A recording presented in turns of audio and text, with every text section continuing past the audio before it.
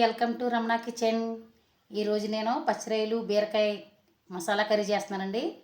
దానికి కావాల్సిన పదార్థాలు చెప్తాను చూడండి. బీరకాయ పచ్చిరొయ్యల కర్రీకి కావాల్సిన పదార్థాలు చెప్తున్నాను చూడండి. పచ్చిరొయ్యలు, బీరకాయ, మీడియం సైజు 2 ఉల్లిపాయలు, 2 పచ్చిమిర్చి, దానికి కావాల్సిన మసాలాలు గసగసాలు, ధనియాలు, జీలకర్ర, దాల్చిన చెక్క, లవంగాయ, 2 ఇలాచి. ఆల్రెడీ నేను ముందుగానే రెడీ చేసి పెట్టుకున్నానండి. కారం, సాల్ట్, ఇందాక మీకు చూపించిన మసాలాలు ఇప్పుడు నేను రెడీ చేసి పెట్టుకున్నానండి. కూర తయారు చేసుకుందాం పదండి. ముందుగా స్టవ్ వెలిగించుకుందామండి. బాండీ పెట్టుకుందాం. కూరకు సరిపడగా ఆయిల్ వేసుకుందామండి.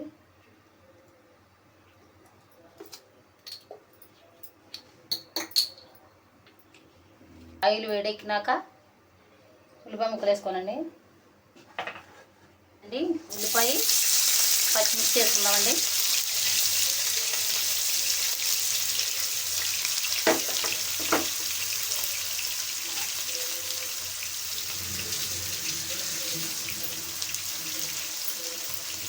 ఉల్లిపాయ గోల్డ్ కలర్లో వచ్చే వరకు వేయించుకోవాలండి.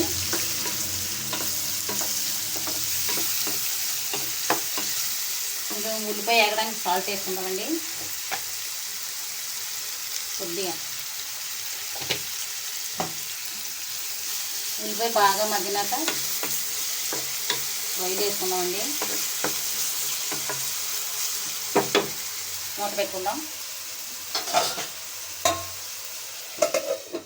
ఉల్లిపాయ మగ్గిందేమో చూద్దామండి. ఉల్లిపాయ వేగిందండి. పచ్చిరొయ్యలు వేసుకుందాం. రొయ్యలు ఇలా గోల్డ్ కలర్లో వచ్చే వరకు వేయించుకోవాలి. కొంచెం ఉల్లిపాయ మగ్గినాక పచ్చిరొయ్యలు వేసుకుందాం. ఉల్లిపాయ మగ్గిపోయిందండి. నేను 1/2 కేజీ పచ్చిరొయ్యలకి 1/2 కేజీ బీరకాయ తీసుకున్నానండి. మీకు 1/2 కేజీ రొయ్యల్లోకి కావాలంటే 1/2 కిలో బీరకాయ కూడా తీసుకొచ్చండి.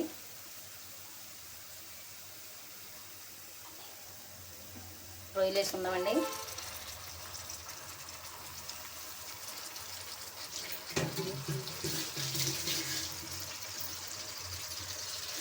కొంచెం పసుపు వేసుకోవాలండి. ఇందులో ఒక 1/2 టీ స్పూన్ పసుపు వేస్తున్నాను.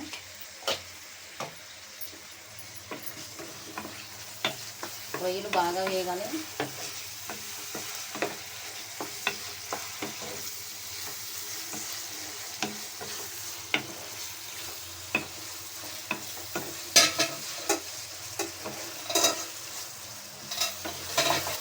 ఇప్పుడు మనం మసాలా వేసుకుందామండి. కూరకు సరిపడగా మసాలా వేసుకుందాం.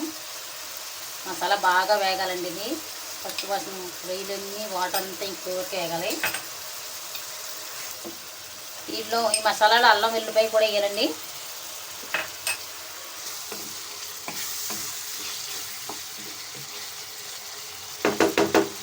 మూత పెట్టుకుందామండి. రొయ్యలు బాగా వేగినాయేమో చూద్దామండి. మసాలా వాసనకు వేగిపోయాయండి. ఇప్పుడు మనం దీంట్లో ఉప్పు కారం వేసుకుందామండి. కూరకు సరిపడగా ఉప్పు కారం వేసుకుందాం. ఇందాక ఉల్లిపాయలు వేపినప్పుడు కొంచెం వేసుకున్నాం కదండి, దాన్ని బట్టి వేసుకోండి మీరు కూరకు సరిపడగాను. కూరకు సరిపడగా కారం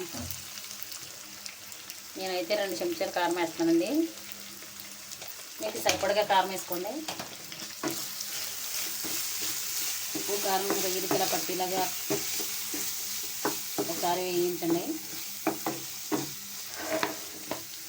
ఇప్పుడు బీరకాయ ముక్కలు వేసుకుందామండి. మనం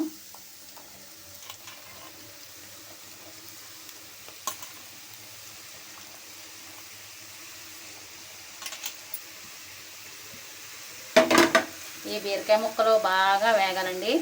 మీడియం సైజ్ చిన్న సైజులో పెట్టుకోవాలి. మీడియం సైజులో వాటర్ వచ్చేస్తుందండి. ఇది వేయించినప్పుడు ఉడికినప్పుడల్లా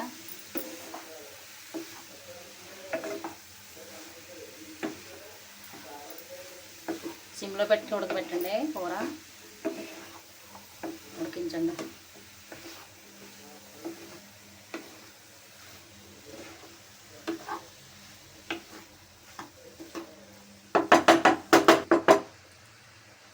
పెడుతున్నానండి. ఒక 10 నిమిషాలు సిమ్లో ఉడికిదాకా చూద్దాం. కూర ఉడికిందేమో చూద్దామండి.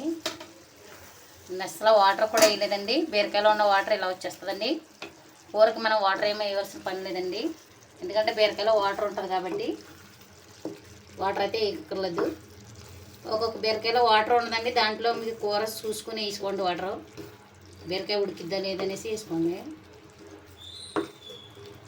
కూర అంతా బాగా దగ్గరగా ఎగిరినాక ఉప్పు కారం చూసుకుందాం. ఉడికిందేమో చూద్దామండి.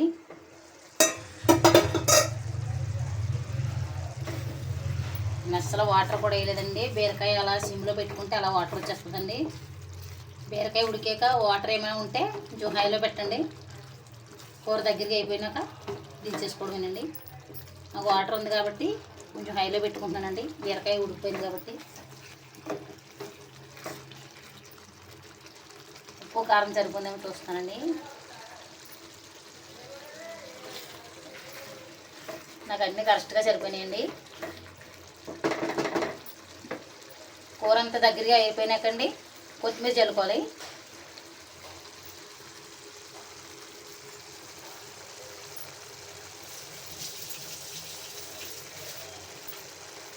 కూర అయితే చాలా చాలా టేస్ట్గా ఉంటుందండి.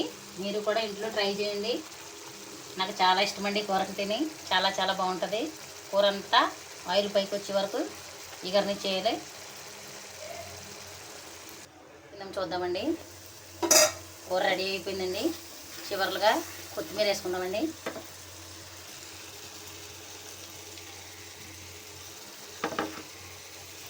కొత్తిమీర వేసుకొని దించేసుకోవడమేనండి. చాలా చాలా టేస్ట్గా ఉంటుందండి. మీరు కూడా ఇంట్లో ట్రై చేయండి. చాలా బాగుంటుందండి. పిల్లలు కూడా ఇష్టంగా తింటారు.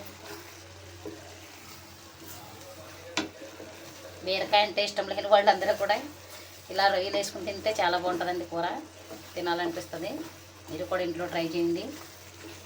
కూర అయితే రెడీ అయిపోయిందండి. వేరే గిన్నెలోకి తీసేస్తామండి. కూర చూద్దామండి. కూర ఎంతో రుచికరంగా టేస్ట్గా కాబడుతుందండి. టేస్ట్ చెప్తానండి. చాలా చాలా బాగుంటుందండి. మీరు కూడా ఇంట్లో ట్రై చేయండి.